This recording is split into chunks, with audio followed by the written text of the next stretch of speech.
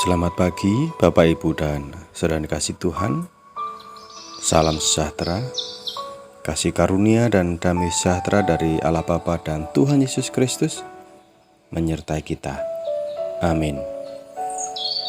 Pagi ini kembali kita bersama menyediakan waktu dan juga menyiapkan hati pikiran kita untuk mendengarkan dan merenungkan sabda Tuhan.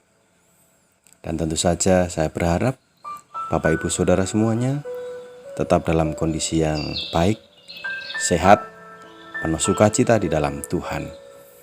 Dan mari sebelum kita mendengarkan dan merenungkan firman Tuhan, kita menaikkan syukur kita di dalam doa. Mari kita berdoa.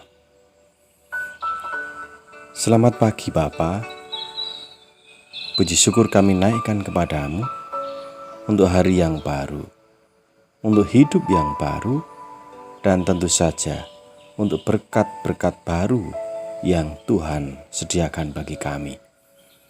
Kami boleh menyambut hari yang baru ini dengan penuh syukur, penuh sukacita. Dan kami juga menyambut setiap tanggung jawab pemberian Tuhan, karya dan pelayanan yang akan kami lakukan di hari ini. Dan tolong kami Tuhan, tuntun kami dan mampukan kami untuk mengerjakan setiap karya dan pelayanan ini dengan baik, bukan semata-mata untuk diri kami, tetapi bagi kemuliaan nama-Mu, dan juga boleh menjadi berkat untuk siapapun orang-orang di sekitar kami. Dan sebelum kami bersama memulai karya kami akan mendengarkan dan merenungkan firman-Mu. Kiranya Roh Kudus menuntun kami, menerangi hati pikiran kami, untuk boleh mengerti dan juga melakukan apa yang menjadi kehendak-Mu. Berfirmanlah ya Tuhan, kami siap untuk mendengarkan. Di dalam Kristus Yesus Tuhan kami, doa syukur ini kami naikkan. Amin. Ibu, Bapak, dan saudara kasih Tuhan, pembacaan firman pagi ini dari kitab Amsal 25 ayat 16. Amsal 25 ayat 16 yang demikian.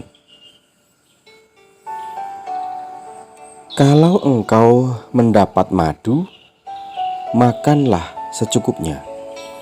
Jangan sampai engkau terlalu kenyang dengan itu, lalu memuntahkannya. Amin. Demikian sabda Tuhan. Tema renungan pagi ini, secukupnya. Bapak, Ibu, dan saudara kasih Tuhan, orang tua sering mengingatkan anak-anaknya, terutama ketika acara makan, supaya tidak kemaruk. Nah, ini istilah yang sering kali dipakai ketika melihat anaknya makan secara berlebih. Mungkin karena lapar, atau mungkin karena cocok dengan lauknya yang enak. Lalu anak ini makan dengan berlebih. Dan akibatnya, karena makan yang terlalu banyak, terlalu berlebih, justru membuat perutnya sakit, atau ujung-ujungnya muntah. Semua makanan enak yang tadi sudah dimakan terbuang sia-sia. Ibu, Bapak, dan saudara dikasih Tuhan, perilaku yang seperti ini, tindakan yang seperti ini ternyata bukan hanya dilakukan oleh anak-anak dan bukan hanya dalam hal makanan, tetapi bisa terjadi dan dilakukan oleh siapapun, anak-anak sampai orang tua.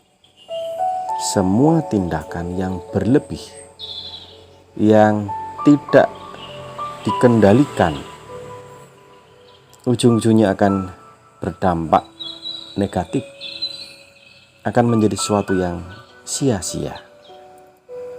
Sebagaimana sabda Tuhan dalam Amsal 25 ayat 16 tadi. Kalau engkau mendapat madu, makanlah secukupnya.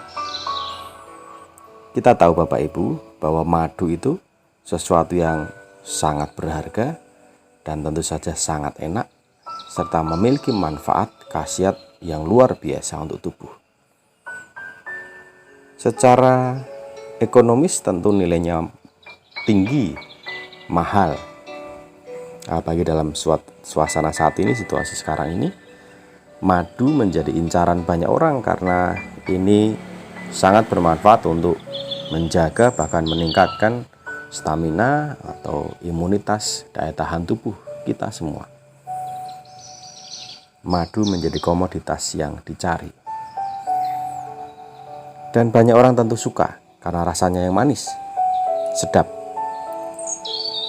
Tetapi firman Tuhan ini mengingatkan, meskipun kita senang, kita suka, meskipun rasanya enak dan bahkan harganya mahal, makanlah secukupnya. Sebab apa?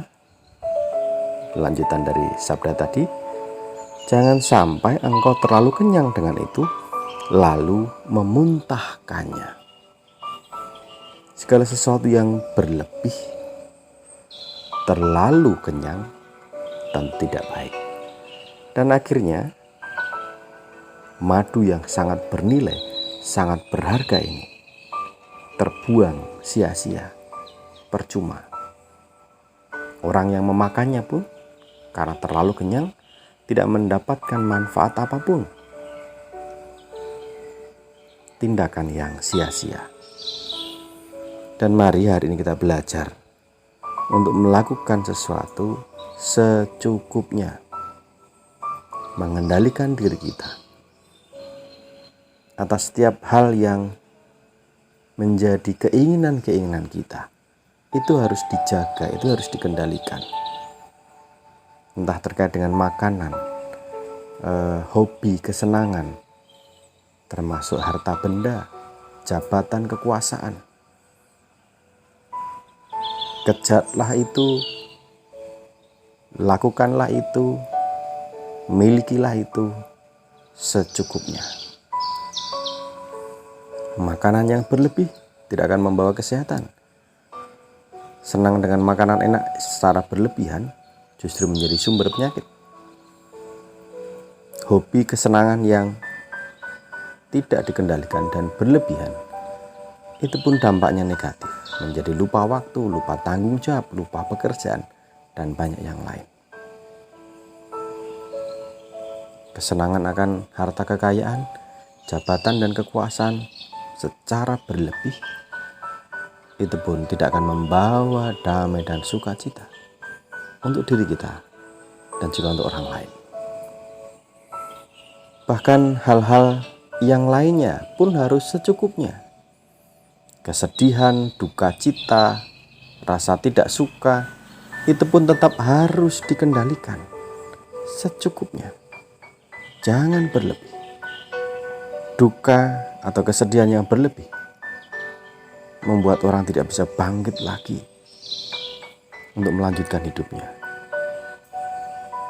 Rasa tidak suka yang berlebih tidak terkendali akan menjadi kebencian bahkan dendam, merusak hati, merusak hidup kita. Mari selalu belajar secukupnya dalam hal apapun, supaya semua yang telah Tuhan beri dalam hidup kita bisa kita nikmati dengan baik, bisa menjadi berkat untuk hidup kita. Dan ketika orang sudah bisa mengatakan cukup, maka orang ini tidak hanya melihat dan berpikir untuk dirinya sendiri, tetapi akan mulai terbuka untuk melihat orang lain di sekitarnya. Sehingga apapun yang dia miliki bukan hanya untuk memenuhi ambisi, keinginannya sendiri, tetapi juga mulai melihat kebutuhan orang-orang di sekitarnya. Kita belajar berbagi ketika kita bisa secukupnya. Tuhan memberkati. Tuhan terus menuntun hidup kita. Tuhan memampukan kita dan memakai kita menjadi saluran berkat-Nya. Amin.